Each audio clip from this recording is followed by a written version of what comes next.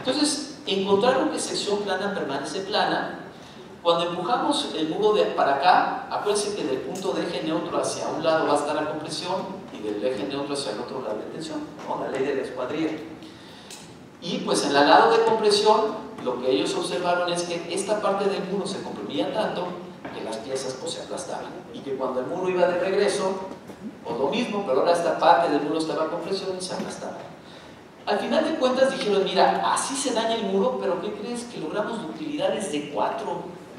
Una ductilidad de 4 para un muro de mampostería pues es exactamente la misma ductilidad que usamos para diseñar un marco dúctil de acero o un marco dúctil de concreto. Quiere decir que este muro de mampostería, aunque se dañó así, logró las mismas capacidades de deformación, la misma estabilidad ante cargas laterales que un elemento dúctil de concreto de acero. Pero nos dijeron, acuérdate de Corte, nos dijo el ingeniero de bueno, si queremos evitar la falla a corte, hay que dar mayor resistencia relativa a corte que a flexión, ¿no? La resistencia a flexión debe ser la débil. Estos fueron de los primeros estudios experimentales que se hicieron, y a esto siguieron pues, estudios muy detallados. Entonces, aquí tenemos muros esbeltos con distintas propiedades, y acá están otra vez fuerza contra deformación. Aquí les puse una línea en una distorsión lateral de 0.01. ¿Se acuerdan que a corte la distorsión que podemos permitir era de 0.003 a 0.005? Esta línea roja implica que este muro lo podemos deformar de forma muy estable, 2 o 3 veces más a la deformación que alcanzaríamos si el muro lo dejaríamos que se comportara a corte. Y aquí van varias líneas que va desde un muro que casi no tiene carga gravitacional, casi no baja peso, hasta un muro que baja mucho peso. Pero aún el muro que está muy cargado tiene una capacidad de deformación pues, casi de 0.015, ¿no? Entonces, si nuestros muros, nuestras estructuras altas de mampostería se van a deformar tanto, pues tenemos que ponerle muros con estas características para que puedan acomodar esa deformación lateral. Y acuérdense el diseño a corte. Aquí lo que dice esta figura es que la resistencia a corte del muro tiene que ser mayor a la de flexión para que el daño que acomode el muro sea flexión, porque si el muro esbelto acomoda daño a flexión, entonces puede deformarse mucho y mantener su estabilidad estructural. Entonces, pues lo que hacemos para ver si podemos diseñar estructuras altas de mampostería es que ya no solo le ponemos el resorte a corte, porque en una estructura alta no queremos daño a corte. En una estructura baja es aceptable, dijimos que hasta unos 5 pisos, este comportamiento es perfectamente aceptable y racional. Pero para un edificio alto dijimos que tendríamos que cambiar de daño a corte a daño a flexión. Entonces ahora le tendríamos que poner a nuestro modelo de la columna ancha resortes que reflejen cómo evoluciona el daño a flexión, porque ya no lo vamos a permitir. Vamos a ver qué hacemos para que nuestro muro no se dañe a corte. Déjenme darles un ejemplo. Pues como parte de las actividades que desarrollamos, tomamos este ejemplo. Este es un edificio de mampostería. El ingeniero práctico me dijo, mira, yo he estado, este es un hotel, lo he querido diseñar, pero no he podido porque tiene muchos pisos.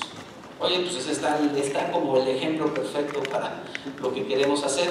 Estos son los distintos cuartos del hotel. Todos los cuartos están conectados por un pasillo central, ¿no? Y entonces cada cuarto tiene su ventanita, y entonces lo que ven aquí en rosa es el muro de mampostería, digamos, de la fachada, y lo que está aquí azul es como pues, la ventana. Noten que por la configuración de la fachada cada cuarto tiene su ventana centrada alrededor del cuarto, y entonces en la fachada tenemos un montón de muros pequeñitos. Pequeñitos es de 2,27 metros de largo. Pero sin embargo, en la entrada las puertas son vecinas, son contiguas, ¿no? Porque ya saben que para poner el baño, pues ponen los baños uno al lado del otro para que con menos longitud de instalaciones podamos dar servicio a todos los baños. Entonces en el caso del pasillo las puertas están contiguas y lo que da lugar es que los muros de pasillo pues sean mucho más robustos que los de fachada. Yo les voy a platicar nada más qué va a pasar en esta dirección porque es la dirección crítica. No sé si ven que por dividir a los cuartos en esta dirección, Hay un montón de muros, no sé si ven que la densidad de los muros en la dirección corta es mucho más, es mucho mayor que en la dirección larga. Entonces, el punto débil del edificio está en la dirección larga y por eso voy a concentrar lo que sigue de la presentación en la dirección larga. Este edificio lo pusimos en la zona de transición porque no hay zona peor para este edificio que estar ahí. Le va mucho mejor este edificio si lo ponemos en Acapulco o si lo ponemos en la zona del lago del Distrito Federal. Para este edificio en particular, la peor zona donde puede estar es en la zona de transición de la Ciudad de México, y como pusimos la peor zona, a ver si sí o si no. Cada piso tiene 3 metros, y entonces estamos hablando, vamos a ponerle 10 pisos, y entonces la altura total del edificio es de 30 metros.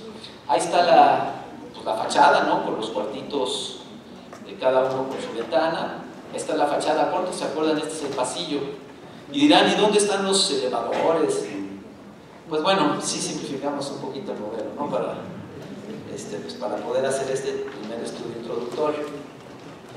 El ingeniero Jan, dijimos, pues mira, tú lo has querido diseñar, pues vamos a entrarle, diséñate, y nomás no le daba, no miren cuántas, la opción 1.1, la 1.2, la 2.1a, la 2.2a, la 2.1b, vean todas las cosas que tuvo que hacer para tratar de encontrar cómo hacer para diseñar esta estructura de mampostería, porque no fue fácil. Lo que nos dio la posibilidad de diseñarlo es que recientemente en México han sacado, varias fabricantes de mampostería han sacado piezas de alta resistencia. Entonces hay un fabricante, pues no voy a decir su nombre, pero que nos dijo, mira, tengo yo esta nueva pieza y es de alta resistencia. Y entonces vimos que si usábamos esta pieza de alta resistencia ya fabricada en México, podíamos resolver el diseño del edificio. En términos de que esta es la resistencia a compresión, la resistencia a compresión es un poquito de 3 veces más la normal, digamos, ¿no? Entonces, ¿qué quiere decir alta resistencia? Pues que en términos de los esfuerzos de compresión que resiste es 3 veces más competente que una pieza, digamos, normal. Y en términos, esto es para bajar la carga vertical, y en términos de su capacidad de tomar montante lateral, las fuerzas por sismo, pues también vemos que más o menos es 3 veces más resistente que una pieza normal. Pues cuando hablamos de una pieza de alta resistencia es como 3 veces más resistente, tanto para cargas verticales como laterales, que una pieza normal. Entonces el ingeniero diseñó el edificio. Yo voy un poquito más rápido porque entiendo que ya es muy tarde, que ya acá estamos los sobrevivientes de este evento, y usamos un factor de Q de 2, y lo único que yo le pedí al ingeniero Jan es, tú diseña este edificio, pero no le hagas casos a las distorsiones, porque si ya sabes que las normas no te van a dejar pasar de distorsiones en .003 a .005, y ya sabemos, porque ya revisamos el espectro, que este edificio se va a distorsionar más. Entonces, si tú usas las distorsiones que están en la norma, este edificio jamás va a pasar. Entonces, olvida las distorsiones de las normas. Y el ingeniero Real me dijo, oiga, pero pues ¿cómo? ¿No? Si bueno, él me habla de tu, oye, pero pues ¿cómo? Si para eso están esas distorsiones. Sí, Raúl, pero entiende que esas distorsiones están para comportamiento a corte, que nosotros vamos a hacer los ajustes que se requieran para que el comportamiento de los muros esté dominado por flexión. Y entonces, como las distorsiones van a poder ser mayores, entonces ya las distorsiones a corte de la norma no tienen sentido, porque solo nos van a limitar innecesariamente el trabajo. Entonces así se hizo, no se revisaron las distorsiones, pues propuso el ingeniero las propiedades. Lo bueno de interactuar con un ingeniero de la práctica es que dice, no, mira, la cuantía horizontal del muro no debe exceder de esto, pero no por razones técnicas, sino por razones económicas. Y yo este diseño lo voy a hacer realista. Entonces, más allá de todas las requisitos que vamos a cumplir de la norma, yo le voy a imponer a nuestro diseño requerimientos prácticos, ¿no? Requerimientos que realmente nos digan que este diseño representa algo que se puede hacer allá afuera. Y entonces estudiamos el comportamiento lateral en las 2 direcciones. ¿Se acuerdan lo que les dijo el ingeniero Kanda en la mañana? Que cuando un muro esté voladizo se comporta pues, bueno, que un muro se comporte voladizo, pero que los marcos acá en la parte de arriba se reduce la distorsión. ¿No se acuerdan que en su figura el muro se veía como una viga en voladizo y el marco se veía cómo se reducían las distorsiones acá en la parte de arriba? ¿Por qué les digo esto? Porque lo que les quiero decir es que en la dirección larga el edificio se comporta como un marco y en la dirección corta se comporta como muros en voladizo. ¿Qué quiere decir que en la dirección crítica se comporte como un marco? Pues como que las columnas los muros están trabajando como si fueran columnas y los pretiles están trabajando como si fueran vigas. Entonces es como si fuera un marco de mampostería. Ese fue, digamos, el contexto de análisis que dio lugar a todas estas reflexiones que les voy a hacer a continuación. El diseño no pasaba por distorsiones. ¿Por qué no pasaba por distorsiones? Pues porque la fachada estaba fallando a corte. Y si la fachada estaba fallando a corte, pues estaba fallando a distorsiones muy pequeñitas. Y la norma nos decía que estas distorsiones iban a ser mayores que esto. Entonces estimábamos que el edificio nada más se le iba a ir, como vieron las fotos anteriormente, se les iba a ir todos los muros de fachada, ¿cómo se llama? En la planta baja, pues tal como hacen los edificios de 4, 5, 6 pisos de mampostería. Y peor porque este tenía 10. Entonces lo que hicimos fue quitar los pretiles cada 2 pisos. Al quitar los pretiles cada 2 pisos, lo que quedaron fueron muros más esbeltos. Y ya sabemos que los muros esbeltos se pueden diseñar para que su comportamiento quede dominado por flexión. Sus profes de análisis les han dicho que un elemento robusto queda muy influenciado por efectos de corte y que mientras más esbelto hagamos una pieza, los efectos de flexión empiezan a dominar su comportamiento. Entonces, quitando los pretiles cada 2 pisos, lo que logramos fue que los muros de la fachada fueran esbeltos.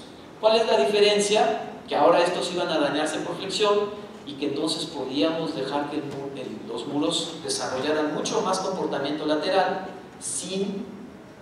y manteniendo estable su comportamiento. Entonces, sabíamos que el sismo de la zona de transición iba a deformar al edificio estos niveles, y entonces le pusimos una capacidad de deformación congruente con esas demandas que anticipábamos. Otra cosa, el diseño por cortante de la pieza, ¿no? Aquí hay algún detallito más, pero no va a saltar. Nada más que sepan que los muros tienen que tener suficiente resistencia a corte para que el daño se desarrolle a flexión. Acuérdense que más allá de la fachada están los muros de pasillo. Y los muros de pasillo, pues como estas son las puertas de los cuartos, pues no hay pretiles de concreto, nada más está un pedacito de losa acoplando. Entonces, los muros de pasillo en la fachada larga también se comportan como grandes vigas en voladizo. Y como ustedes saben que si yo le pongo una fuerza lateral, el momento se maximiza en la base, pues el daño esperado en los muros de pasillo es a flexión en la base. Aunque esto ya formó, digamos, un mecanismo, acuérdense que estos dos están en paralelo, ¿no? Estos muros están en la fachada del edificio y estos muros de pasillo están pues, en el pasillo pero en la misma dirección, y que hay una losa conectando esos dos muros. En otras palabras, no se puede hacer algo que no haga. Aunque ya formó un mecanismo, no sé si ven que los muros de pasillo no han formado el mecanismo. Entonces los muros de pasillo, aunque si esta fachada estuviera aislada, esto representaría un mecanismo muy riesgoso, ya como parte del conjunto, los muros de pasillo evitan que se nos vaya la fachada. Entonces mientras no se nos desestabilice dramáticamente la fachada, el edificio se va a comportar bien. Pues se hace el modelo de análisis, se estima un periodo de 0.8 segundos. Acuérdense que les estoy hablando en la dirección larga. Así es como ven el programa de computadora, el análisis. Acuérdense, una serie de marcos, para eso está el modelo modificado de la columna ancha, porque dijimos que si usábamos ese modelo, pues podíamos usar un software comercial, que eso está muy padre. Pero pues aquí nosotros no le entendemos nada y entonces mis alumnos le dicen que extruya o algo así los elementos estructurales para que este modelo, que son puras rayitas, pues tenga algún significado para nosotros. Lo pusimos en la zona de transición, repito, esa es la peor zona posible donde podría estar el edificio, y lo empujamos de lado. ¿Cómo andamos de tiempo? Ya, bueno. El punto es, este es un video que les quería enseñar para demostrarles que la parte del edificio que se daña son estos muros, que son, no sé si ven que son los murititos, y las porciones de losa que conectan a estos muros. Pero la cuestión es que tanto estos elementos como estos elementos pues no son tan importantes como estos muros. Entonces, el nivel de daño que exhibe este edificio es como no tan importante. Digamos que se dañan pequeñas porciones del edificio, pero la cuestión es que el edificio desarrolla ductilidades del nivel de 3, o casi como el de un marco de concreto. Eso para seguridad de vida. Entonces, vimos un comportamiento extremadamente estable del edificio cuando lo empujábamos lateralmente, y que este edificio con estos muros esbeltos tenía mucho más estabilidad lateral, puede acomodar distorsiones mucho más grandes que lo que haría un edificio diseñado para que sus elementos se dañen. E hicimos análisis paso a paso. ¿Qué tanto le pusimos muchos sismos, ¿no? Para ver que pues ya saben que de sismo a sismo hay variabilidad. Entonces, ¿cómo le va a mi edificio de mampostería ante sismos que representen en promedio el sismo de diseño de la zona de transición? No en promedio, estadísticamente. Y acá están las distorsiones. Entonces ustedes ven, las líneas rojas son pues, lo individual de cada sismo, y las negras son como una medida estadística que es la que nos importa. Entonces básicamente la mayor distorsión que desarrolló el piso más crítico fue de 0.007, que se acuerdan que es menor que el 0.01 que puede acomodar un muro esbelto bajo la peor de las circunstancias. Entonces quiere decir que nuestros muros esbeltos estaban perfectos. ¿Qué? El desplazamiento, no sé si ven que es como de 15 centímetros. Entonces, si yo me regreso acá, pero es que está muy sensible, a los 15 centímetros, pues no estoy ni siquiera en la zona de seguridad de vida. Mi edificio de mampostería puede acomodar esos 15 centímetros de una forma extremadamente estable. Entonces, lo que aprendimos es que este edificio de mampostería, bajo las reglas que hemos platicado, podría acomodar adecuadamente el empuje lateral del sismo sin desestabilizar su comportamiento. En otras palabras, podría cumplir satisfactoriamente con los requisitos de las normas mexicanas, y los números que hemos hecho nos sugieren que podríamos ir, mientras la mampostería aguante el peso del edificio, podríamos ponerle muchos más pisos. Pendientes, ya no se los voy a platicar, hay que hacer más pruebas experimentales, pero las pruebas experimentales nos están confirmando lo que estamos viendo, algunas cosas, pero bueno, ya déjenme ofrecerles una serie de conclusiones. Los ensayos experimentales llevados a cabo a nivel internacional indican que el comportamiento de muros esbeltos de mampostería puede llegar a ser dúctil, o sea, muy estable ante cargas laterales, y estar asociado a una alta capacidad de deformación lateral.